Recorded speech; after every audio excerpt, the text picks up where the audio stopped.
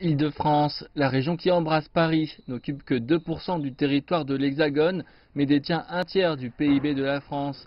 Il est à noter qu'elle est aussi la première région exportatrice et importatrice de biens en 2016, avec respectivement 19,1% des exportations françaises et 27,2% des importations françaises.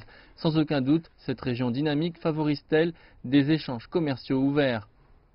Chaque pays a sa richesse, a sa nature, qui lui permet de mieux développer certains produits ou certains services et d'en faire profiter les autres pays avec lesquels il entretient des relations. Donc nous croyons que le développement du commerce international est bon pour le développement économique dans son ensemble. Ensuite, sur un plan culturel, le commerce a aussi une dimension importante parce que ça permet de mieux connaître les autres peuples et les autres cultures. Tout ce qui vient diminuer, réduire le développement des échanges est donc mauvais de notre point de vue pour ces deux raisons.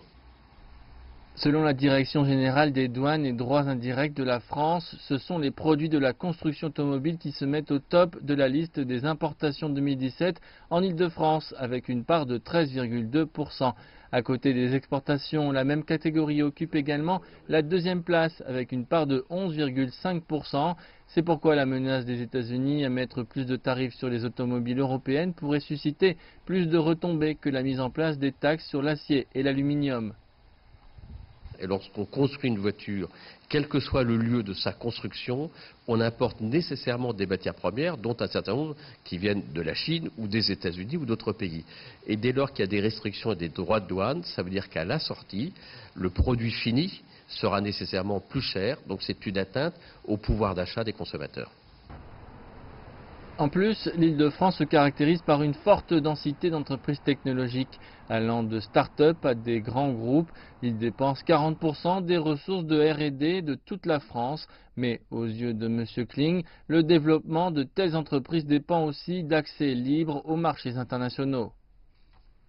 Si vous regardez un fabricant qui n'est pas français, mais comme Apple, il a besoin des matières premières et de la capacité de la Chine à la fois à trouver les matières qui sont utiles pour la fabrication des puces et en même temps la matière première qui va lui permettre, et la main-d'œuvre, qui va lui permettre de développer ensuite sa technologie.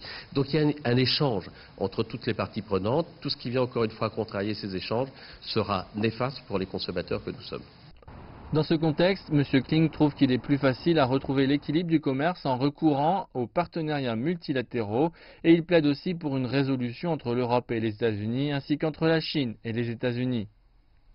Il y a d'un côté un discours de paix et de sérénité et en même temps il y a un discours de force relative en faisant observer que les États-Unis ne peuvent pas se développer sans l'Europe, l'Europe ne peut pas se développer sans la Chine, et chacun a besoin de l'autre pour trouver précisément cette harmonie dans l'intérêt des peuples qui les composent.